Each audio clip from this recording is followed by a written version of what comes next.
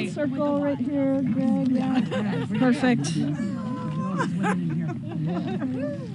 All right. What a good crowd. Good afternoon, everybody. Thank you all so much for being here. My name is Pramila Jayapal. I am the chair of the Congressional Progressive Caucus and so delighted to be here to welcome our members-elect to the Congressional Progressive Caucus. And before we get started, I just wanted to take a minute to acknowledge that for many people across this country, certainly many people here in Congress, this has been a very difficult time. There are a lot of people who organized for a very different result than what we got. There are a lot of people who are taking time to process the loss, to acknowledge exactly what happened, and then to be in a space where we can analyze the data and really understand and listen with humility to those who chose a different way.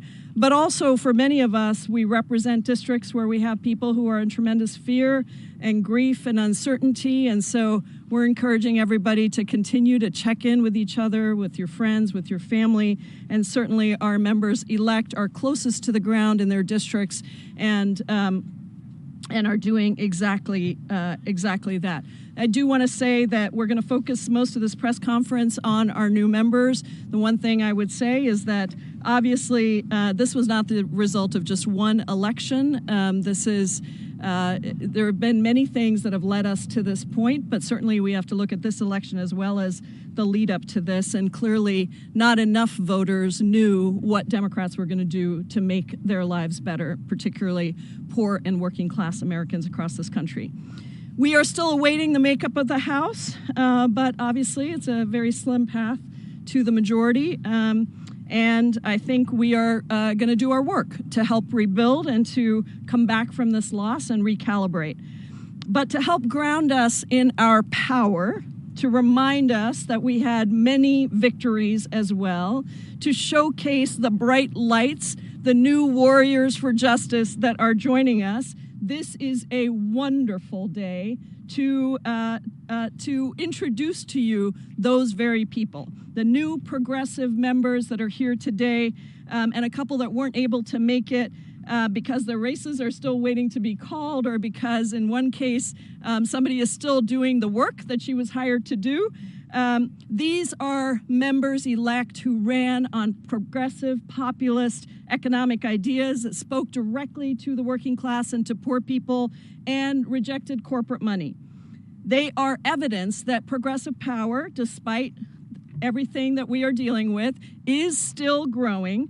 33 years ago, the CPC was founded with just 5 original founding members. And today we stand nearly 100 members strong, and our caucus has never been more diverse and dynamic than it is today. We are so proud of our members. Our members hail from districts in every region of the country, urban and rural, red states and blue states, low income and middle class. And in this freshman class alone, and I'm going to stop for cheers for each one of these because they're remarkable, we have our first trans member of Congress. We have an engineer from an immigrant community in the San Fernando Valley. We have the first Iranian-American Democrat in Congress. We have the youngest member ever elected to the House from New Jersey. And we have a number of trailblazing public servants who you will hear from. These new members have given people across the country hope for the progressive movement as an effective check on a Trump presidency and a Republican potential trifecta, and a source of inspiration with their own lived experiences, their personal accomplishments, their collective accomplishments towards a better future. The fight ahead is going to be hard. Big fights cannot be fought only when convenient. That's the sad truth. We are here to fight the big fights when it's hard and when it may be a little bit easier. When George Bush announced mass deportation plans in the early 2000s, I was an activist back then. And I started an organization in Washington state that sued the administration and won. And we prevented roughly 4,000 Muslims from having to leave the country. When Trump tried to repeal the Affordable Care Act during his first term, progressives fought tooth and nail, inside and outside, to save it. And we won. And when Trump tried to impose the Muslim ban, we joined thousands of our constituents at airports across the country to protest and to block that illegal detention. We helped pass the first ever War Powers resolution, which forced Trump to stop participating in Saudi Arabia's deadly aerial bombings in Yemen. So our members are ready to take up the fight again. I call them justice warriors. They are warriors through and through. They are coming in with new energy, new ideas, and deep lived experience. And I promise you this, the Congressional Progressive Caucus will continue to be ferocious defenders of the working class and poor people, of inclusion and our right to fully be who we are in all our diversity and our beauty. We will stand up, as we always have done, for justice, peace, and equality, and we will not allow the hateful architects of Project 2025 to run amok. Every newly elected progressive is a testament to the power of our policies, to the power of speaking directly to our communities about working class issues and rejecting the status quo. When we do that, we win, even in states where Trump won. And I just want to call attention to the populist initiatives that have been at the heart of many of the policies the Progressive Caucus has been pushing for that won last week in Trump states. In Missouri, Nebraska, and Alaska, people voted to raise the minimum wage. In Nebraska, they also voted to enact paid sick leave. And in 4 Trump states, abortion access won. And it would have been 5 if it had been a simple majority in Florida.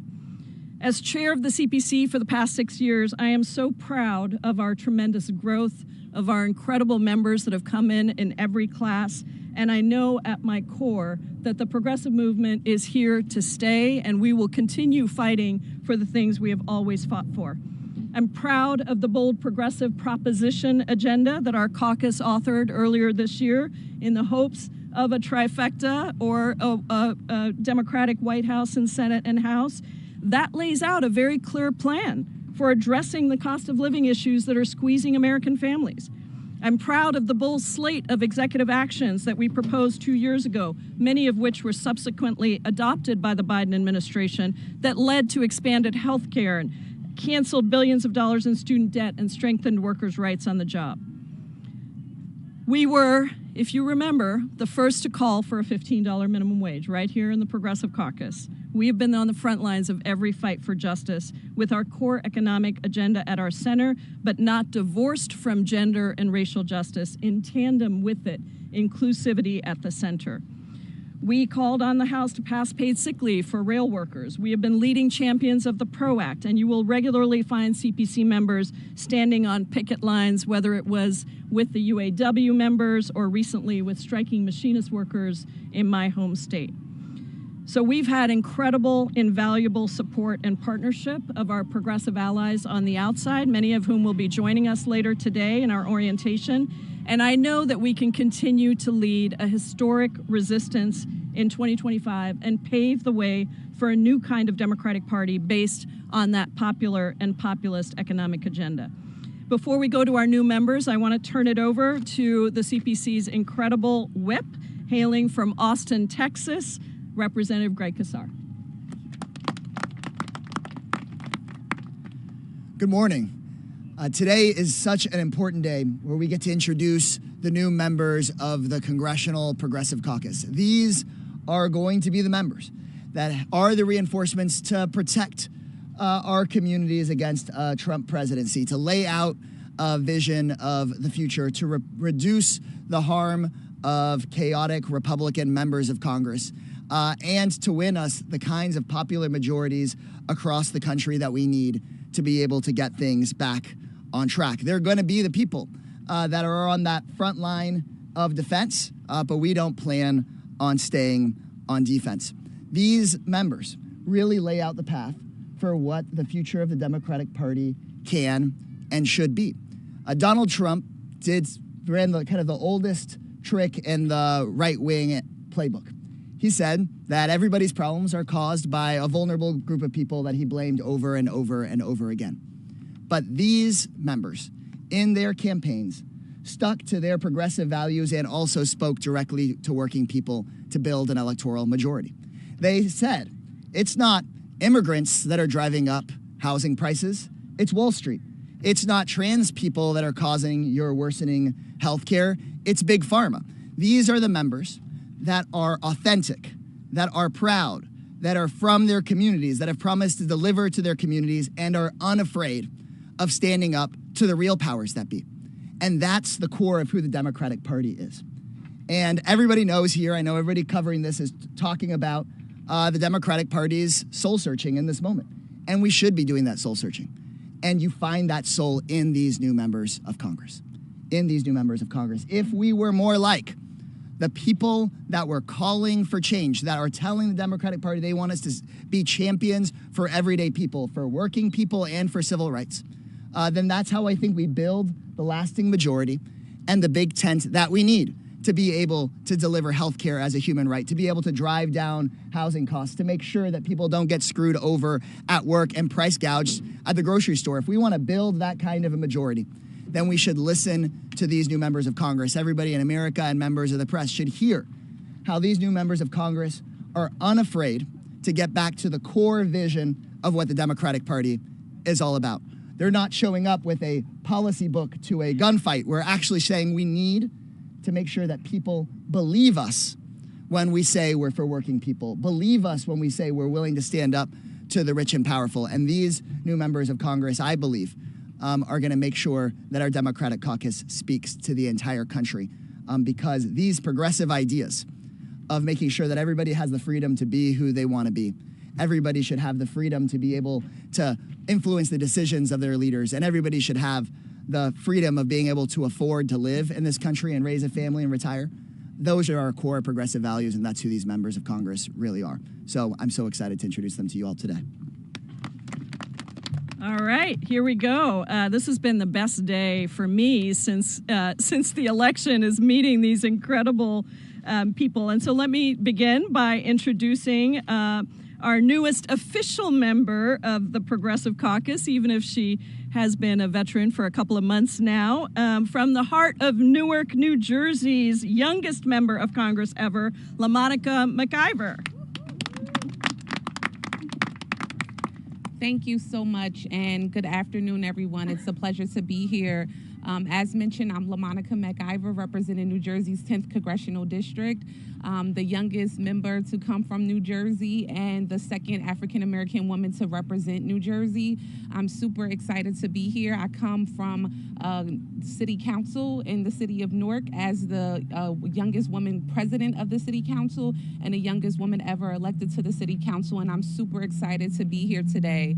The people of the 10th Congressional District sent me here for simple reasons: to fight what's right, to fight for what's right for them, rather it be affordable housing, universal health care, a good supportive educational system. I'm here to do that, and so I'm here to roll up my sleeves, get to work, and work with these amazing colleagues behind me who we all came here with goals to work for the American people.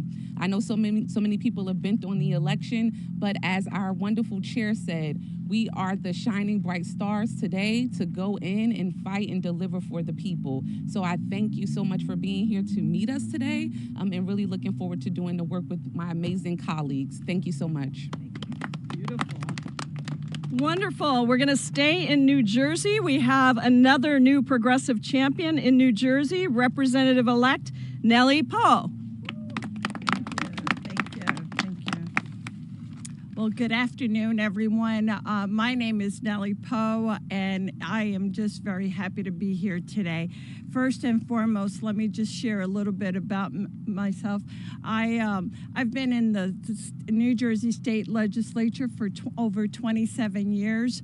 I was both in the House and the New Jersey Assembly for 14 years, and in the Senate now serving for 14 years. So my time in the legislature and my years in government has certainly helped me in to prepare me for this next challenge challenge, this next step, this next effort where I believe I am able to do the job on day one. So I am looking forward to ensuring that we do the work of the people. There was a very clear message all throughout the country. We understand that. We're prepared for that. We are prepared to making sure that to come to Washington to deliver and improve the lives of my constituents and of the constituents of all those in our country. I realize that in this very closely divided House, forging coalition will be even more important than ever before, and that is where the strength and unity really lies. Creating, as it's been said, creating good paying jobs and living wages, lowering the cost for American families and taking on the corporate price gouging, combating climate change, which in my district was made. Certainly some of the most damaging areas are the floods, even more frequent than ever before. Defending our freedom and including the right of every woman to make her own health care choices. These are many of the priorities that I look forward to working with the Congressional Progressive Caucus in the 119th Congress, and I am so very excited to join all of my colleagues that are behind me, but also through the leadership of making sure that we do the job of the people of this great nation. Thank you so very much, all of you. Beautiful, wonderful. Thank you so much, Representative-elect Poe. Our next speaker comes from a district that has been at the heart of the progressive movement for decades. This is Oakland and Berkeley, California's East Bay. We are sad to be losing the district's longtime representative and CPC chair emeritus, Barbara Lee, but we are absolutely thrilled beyond belief to have an incredible leader who will forge her own shoes, Representative-elect Lateefah Simon. Good afternoon. I am so proud and honored to be with these champions that are standing behind me, but moreover, so honored to be representing the people of California's 12th Congressional District. The good people of my district sent me here to Washington, D.C. to fight for the mother who is sleeping in her car, for the young person who is fighting cancer, who does not have ample health insurance. The people of the 12th brought me here to Washington, D.C. to fight deep bigotry and racism. The people of the 12th are counting on all of us. Americans are counting on all of us to deliver what's not just progressive values, American values of the right to an amazing education, the right to a wonderful healthcare system, where teachers are paid what they deserve, where nurses have the conditions that they need and deserve to be able to heal. This is a difficult time for many, but one of the things that I learned from my old boss, Kamala D. Harris, she told me years ago, when things get hard, what do? We put our shoulders back, we put our chin up, and we roll up our sleeves. We have people to deliver for. And I would say here to this day, I've always believed the D in Democrat is for deliver. We will deliver for the American people by any means necessary. My husband died almost 10 years ago from a very rare form of leukemia. My little girls and I, we watched for 2.5 years as he struggled to literally breathe. After his death, we filed bankruptcy. We had little to nothing. I bring my husband's spirit here to Washington, D.C. My 13-year-old, I bring her joy and her love of learning. I bring my daughter, my 28-year-old daughter's love for the law. She's a prosecutor here in Washington, D.C., knowing that if our children have the communities that they deserve, despite the tragedies in many lives, they'll be able to live in beloved communities. Thank you, Congressional Progressive Caucus. You all have given me a political home and a beautiful community to fight with. And when we fight, we eventually will win. Thank you all so much. Beautiful. Thank you so much for bringing the fire, Rep-elect Simon. Continuing with our wonderful new California delegation, I am excited to introduce one of LA's new progressive champions, Representative-elect Luz Rivas. Thank you, Chairwoman. Good afternoon, Luz Rivas. I will represent California's 29th Congressional District, which is in the San Fernando Valley in Los Angeles, a district where my family immigrated from Mexico decades ago. I am the first Latina to represent this district. I'm an engineer, and I've been in the state legislature for 6 years of this overlapping district with this congressional. I represent an immigrant community, one that would be devastated by the mass deportations that President Trump is saying he'll do. I grew up with a single mother that was undocumented until I was 15. I remember the fear as a child of where my mom, is she going to come home today? Is she going to be at the wrong grocery store where there's a raid? And just that fear. No child should have to go through that. Families should not be split. And that's why I'm here, to make sure that doesn't happen and fight along with the Progressive Caucus members and others to fight back against those raids and mass deportations. I also represent an environmental justice community, one that is being affected by climate change today. We face extreme heats. It's one of the hottest area of Los Angeles County. And so climate change is real for us. And I'm also here to make sure that we are working on policies to mitigate the public health effects of climate change.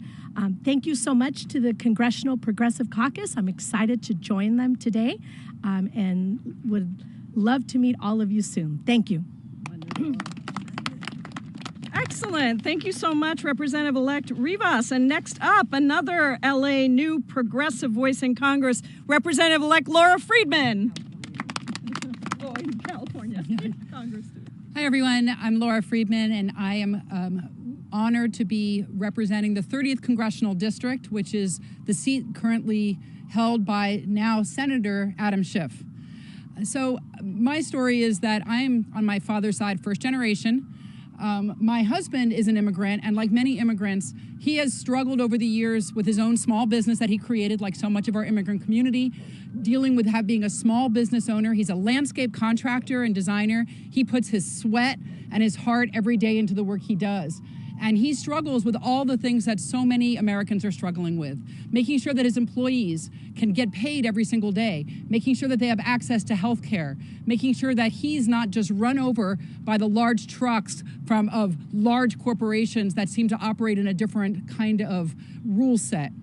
You know, my constituents in Los Angeles are very diverse. The district includes Hollywood, it includes Thai Town, Little Armenia, lots of different races and ethnicities. It also includes people that are very high net worth, celebrities, but it also has some of the most amount of street homelessness in all of Los Angeles. So we have an incredible amount of opportunity, but an incredible amount of need. So no matter who my constituents ended up voting for at the end of the day, we hear consistent challenges and needs from people. People want to be able to access health care regardless of their employment. People want to know that they can retire with dignity without having to worry about being on the streets. We know that home ownership is out of reach in Los Angeles for everyone except the absolute most affluent, and for everyone else, the rent is too damn high. We know that people care deeply about climate change because my state is literally on fire right now in places, and we see that year after year. So people are anxious. They are anxious and they're worried, and it's up to all of us to work together to deliver real solutions. So I'm committed to doing that, but I know that the only way that I'll be able to deliver solutions that work for my diverse district is through progressive policies. Policies that put people over profits. Policies that realize that, yes, there's a role for large corporations, but they should also be in service to their employees, their communities, and their nation, and not the other way around. So I am really happy to have a home here with the CPC, and so inspired by the stories and the experiences of all of the new and existing members. Thanks so much. Beautiful.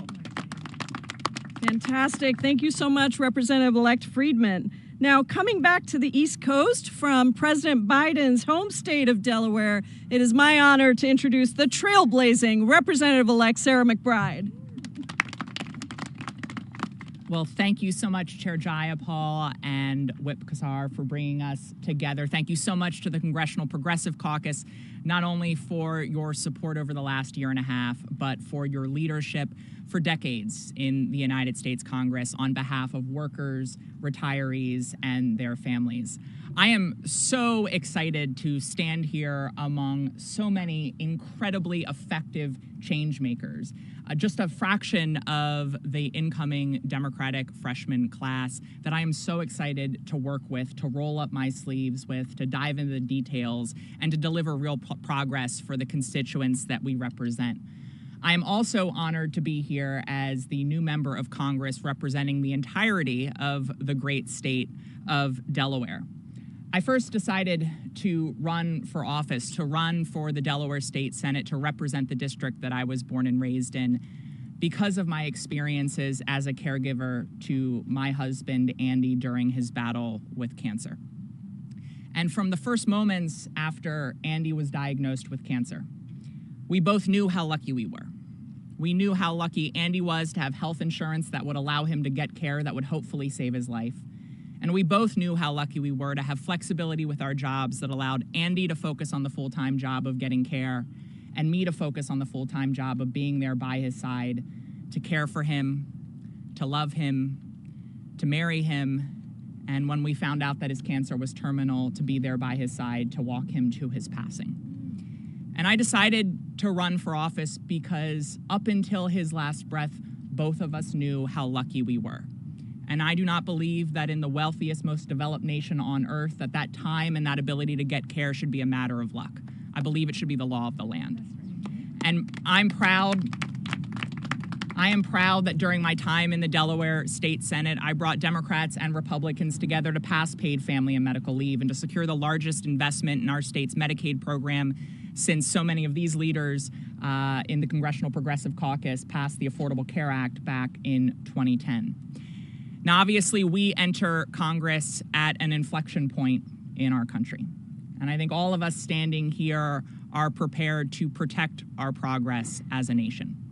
But I know we didn't run for office, we didn't run for the United States House of Representatives just because of what is at risk as we move forward. We ran because of what is possible. And we here in the Congressional Progressive Caucus know that it is possible to build an America where every patient is able to get quality, affordable health care, where every family can secure affordable housing and affordable child care. We know it's possible to protect reproductive freedom in red states and blue states alike. And so I am proud to stand here to represent the greatest state in the union, to stand with these incredible, incredible members of Congress now and in the years to come. And just one thing I want to say that I really appreciate about the Congressional Progressive Caucus is their ability to both live and demonstrate that our destinies are inextricably linked, that all of the policies we fight for are connected. They reject the false distinction in our politics that tries to separate economic issues and social issues, because they recognize that you cannot have equality for all if you have an economy that only works for the wealthy few. But you also cannot have an economy that works for everyone if even one person is kept out of a job because of prejudice or discrimination. And so I look forward to working with all of them to bring down costs facing workers, retirees, and families, and to build an economy that truly works for every American. Thank you very much. Incredible words. And last but certainly not least, I am thrilled to welcome the first Iranian-American Democrat elected to Congress, Yasmin Ansari, from the great state of Arizona. Thank you. Good afternoon, everyone. It's so wonderful to be here today. My name is Yasmin Ansari. I'm proud to represent Arizona's 3rd district in Congress. That is the district that now Senator Ruben Gallego formerly represented. I am the proud daughter of 2 immigrants who came to this country fleeing persecution and the revolution in Iran. It is an honor to stand here today as the first Iranian-American Democrat ever elected to Congress, and I believe the youngest woman in the next Congress, but I'm not 100% sure. I am incredibly proud of my progressive record protecting our climate, workers, housing, and immigrant communities. Make no mistake about it, in a Republican-controlled government, we have a fight ahead, and I am ready. I am proud of the district that I represent and the work that we have moving forward. On the city council and as vice mayor, I made history as the youngest woman ever elected to the Phoenix City Council, representing one of the most diverse districts in the nation's 5th largest and fastest growing city.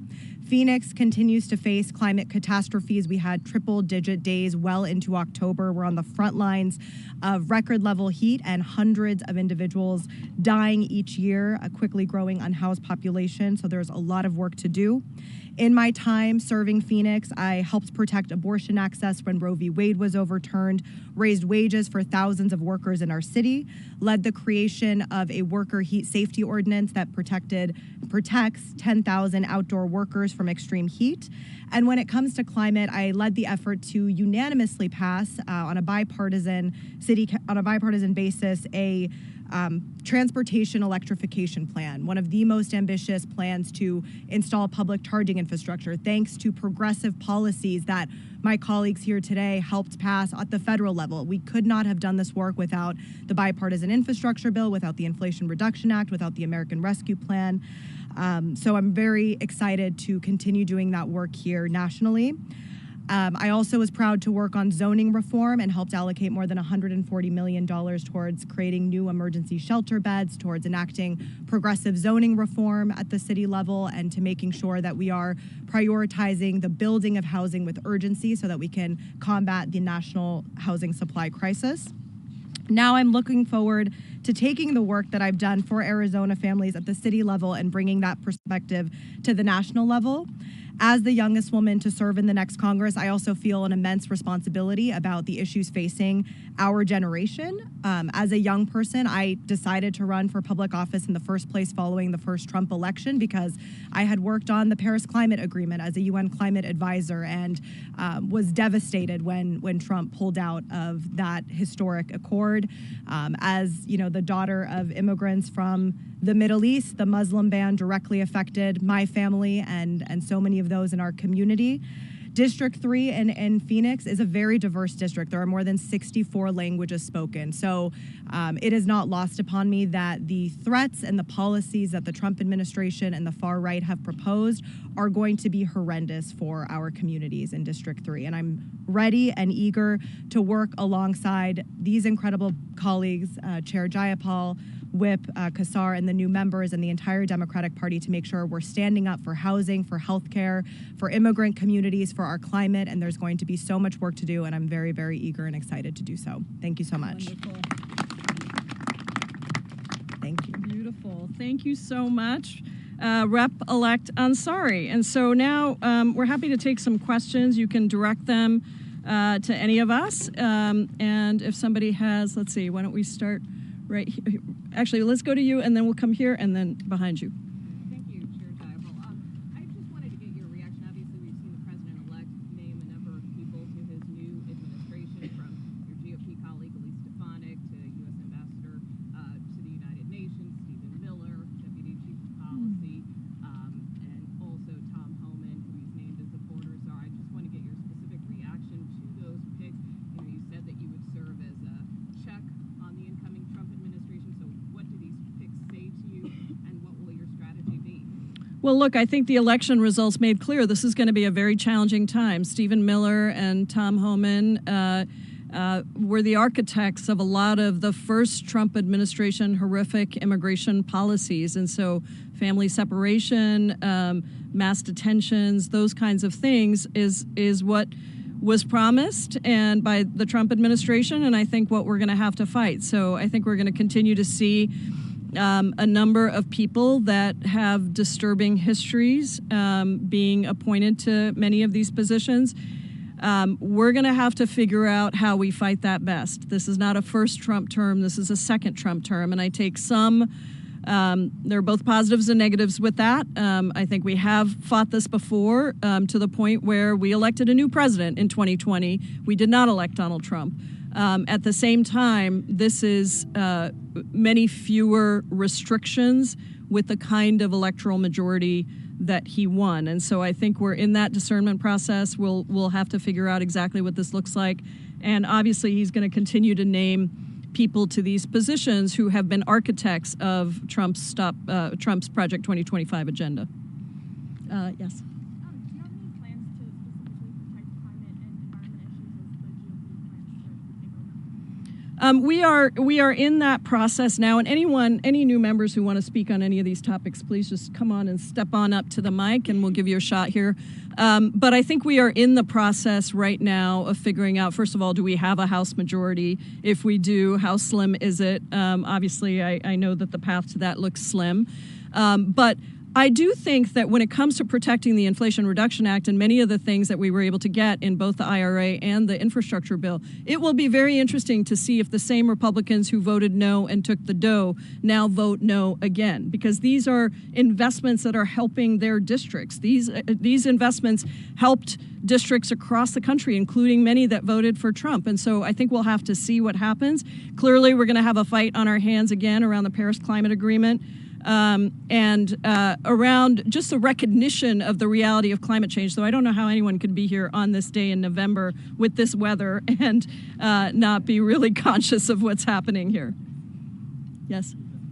We heard from Whip Kassar about the discussions about soul searching within the party. Given what we saw on election night and the electorate shifting rightward, what's your view on that? Does the party need to change its messaging or policy preferences? And if you agree with that premise, then what would be your plans to do so? Well, I'll speak for myself, and then I do want our whip to speak as well. Look, I have said that I think we need to rebuild the party. I think for too long our party has been held hostage to big money interests. Some of that comes from the fact that we allow money in politics in ways that are incredibly destructive to the voice of the people getting through. Some of it is due to longstanding structures like the filibuster, where you can have a simple majority pass all kinds of bills in a Democratic House, and then they won't get through in a Democratic Senate. But it also has to do with how willing we are to fight for working people and poor people across this country. And I'm very deliberately putting in poor and working people, because if you look at the results of how we lost the under 100,000 category of voters, this is very important for us to recognize. People are tired, and you might say to me, well, how come, is that a rejection of the Biden era policies and the things that we got done in the first 2 years? And I would just say it is not a rejection. And I haven't seen many of you talking about this, but tell me if some of you have. We passed a whole bunch of really important pandemic relief policies at the end of the Trump administration, which he put his names on, but it was Democrats who really pushed for those relief checks, and then the beginning of the Biden administration. Rent relief, mortgage eviction assistance, public transit assistance, child tax credit, small business assistance. You can go through the list of things we passed, and then they got taken away. They got taken away by Republicans getting elected to the House, and no longer could we generate the will to keep those in place. So tangibly, people did lose something. They were measurably worse off because now they had inflation with no assistance from the federal government, which Democrats had pushed so hard. I don't think we messaged that well. I think we need to figure out how to do better on that. And I think we've got to pick some big fights where people can't be in denial or question whether or not we are standing up for them or whether we're standing up to the big corporate interests, because I think that we have more work to do on that. And I think it's a difficult message to send when you're trying to court money from that community, and at the same time you're saying we need regulation around this. I think the Biden administration did a really good job. Look at the fact that Lina Khan was in Arizona campaigning with Ruben Gallego, who won his race on price gouging and antitrust and monopoly. But let me ask Rep. Kassar if he wants to add anything to that. There clearly is, as a fact of life right now, an unfortunate and tragic fact of life, a massive right-wing propaganda machine, and everybody here in the media I know competes with it and knows it. It's a tragic fact of life, a right-wing propaganda machine, and right-wing officials that make people's lives worse. They are the arsonists, but then they blame the firefighters for the flames, time after time after time. And the question for the Democratic Party is, what do you do in response to it? Because that's not going to change, and that's only going to get worse under the Trump administration.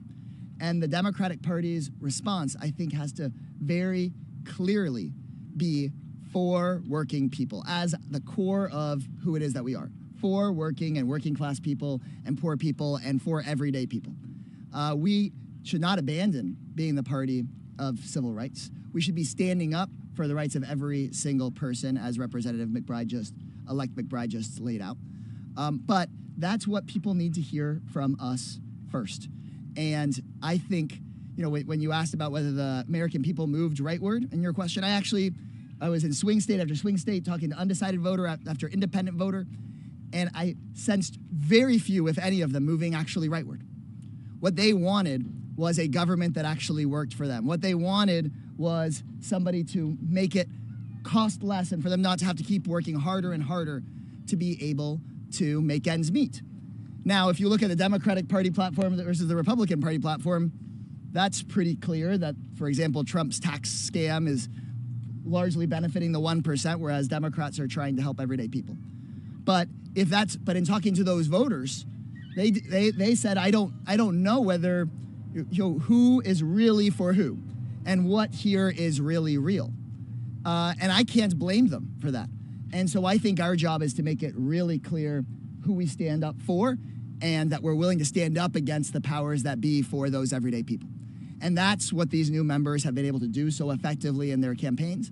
And I think that's what the future of a majoritarian, progressive, principled, and popular Democratic Party can be.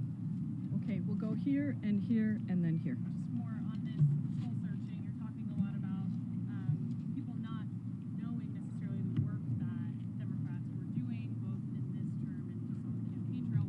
Who do you blame for that disconnect between what your message was and people actually not being able to receive it? I am trying not to blame at this point. I think we need to come to this with some humility, and we need to look really clearly at the data, some of which, by the way, we won't get for another 6 months in terms of real voter files. I do think that we need to stop basing our electoral and policy decisions on polling. There are a bunch of people who get really rich from polling, but at the end of the day, we need to talk to voters. We need to find out not only from the voters that voted for Trump in swing states, but also we lost, part of the reason I think we're down on the popular vote is I've seen numbers indicating that voter turnout in blue states went down. And we do need to pay attention to our base also. And we need to talk to people who didn't vote or chose to vote down ballot, but not top of the ticket, because that happened as well. So I'm not really interested in blame. I'm interested in figuring out how we push against a lot of strictures that exist, money in politics, the filibuster, but also people's predilection to think that you can run to the center or to the right every time and forego your base. I need to look at data, but I'm not sure that got us many results. And I think that, as one of my colleagues the other day said, we have one party that's xenophobic. We don't need another. So let's figure out who we are as Democrats. Let's really embrace that. And let's be clear, as Rep. Kassar said, that we are standing up for people who deserve to be stood up for, working people, poor people across this country who are really struggling. And there's a level of anger that I think that this election really brought out. And as much as it was wonderful for many of us to think about joy and love and beautiful things that we in the Progressive Caucus really love to think about as well, the reality is we also have to channel a lot of the anger that's out there about the fact that people don't have a fair shot anymore. One of the interesting things, And again, anyone step up if you want. to look at the House. I mean, House Republicans and just the Congress in the last 2 years has been the most unproductive since the Civil War. You guys spent a lot of time on the campaign trail pointing to that. Republicans spent a lot of time on the campaign trail frustrated about their lack of productivity and passing legislation. How does that counter? How do you counter American voters choosing that again? With the way that it's going, it looks like Republicans will have either the same majority or one less. What is that in your guys' mind when you rethink as you're doing soul searching? What does it mean when the American voters chose to once again have the House Republican? Well, I think you're probably right. That is probably what's going to happen. I think the one thing about a trifecta, including on the other side, is very difficult to blame anyone else. If you can't get stuff done, you are the one that can't get stuff done. We had this situation where we had Democrats in the minority in the House who felt it incumbent upon us, we can debate whether or not that was, that was the right thing or not, to fix Republicans' lack of being able to govern instead of letting it show through that they couldn't govern time after time after time. Because we also had the Senate and the presidency. So there was incentive for us to try to help. I don't know that in this Congress with a trifecta, a Republican trifecta, that you're going to see that same desire. I think this is going to be much more of what we saw in 2017, 2018 with the Republican trifecta, where Democrats will be united for a block and tackle and let them figure out how they're going to run. Voters voted for them. Let's see what they do, because I think that they're going to be in a position where if they try to strip health care, if they try to take away all these things that go against what they seemingly promised to voters, let's see what happens in that situation. Yes. And then Nick. Okay, we'll do, and then Nick as well. Yeah. You mentioned the filibuster several times. It may be the procedural tool that protects some of the investments that you spoke about with the Inflation Reduction Act and Bipartisan Infrastructure Act.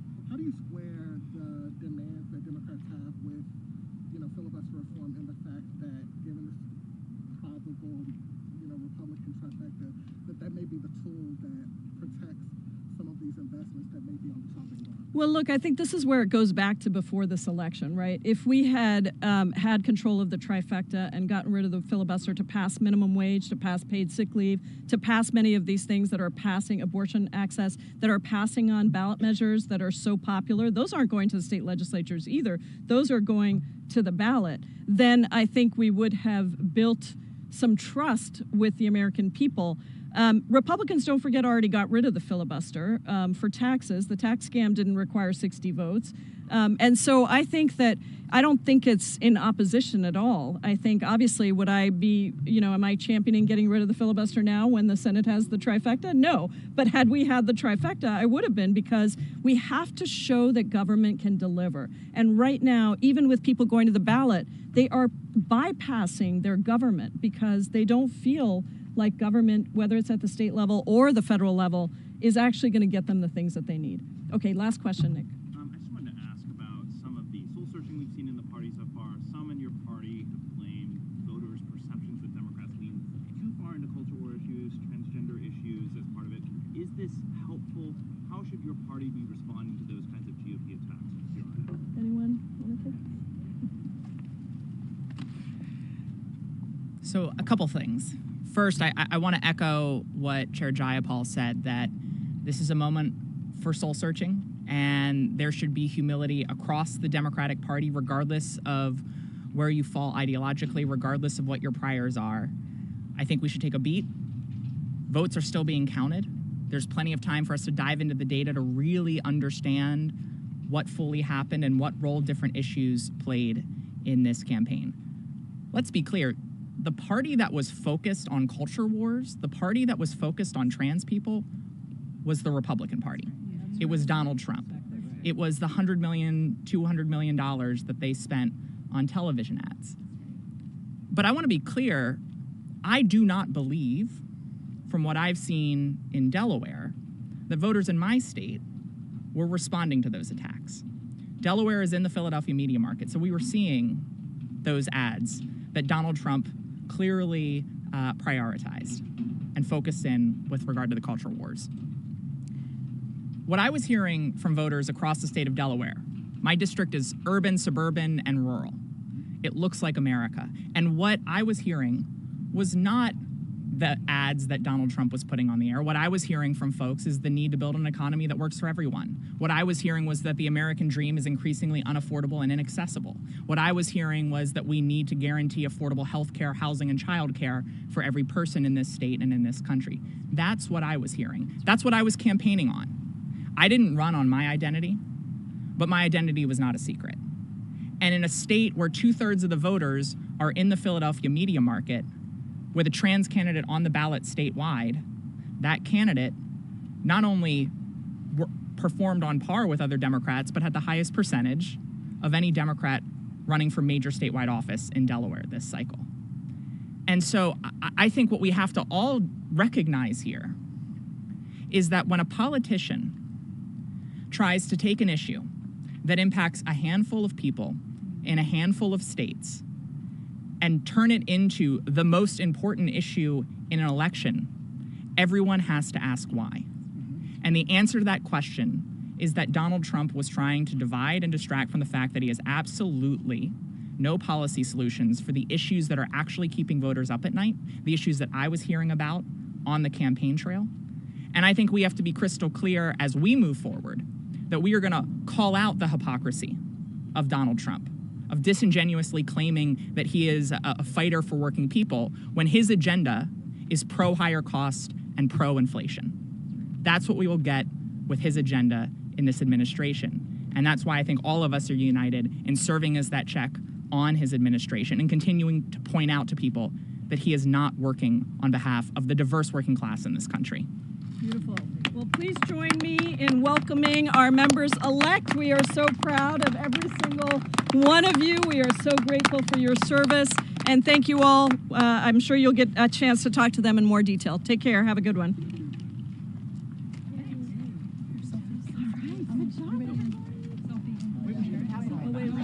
I wanted them behind us.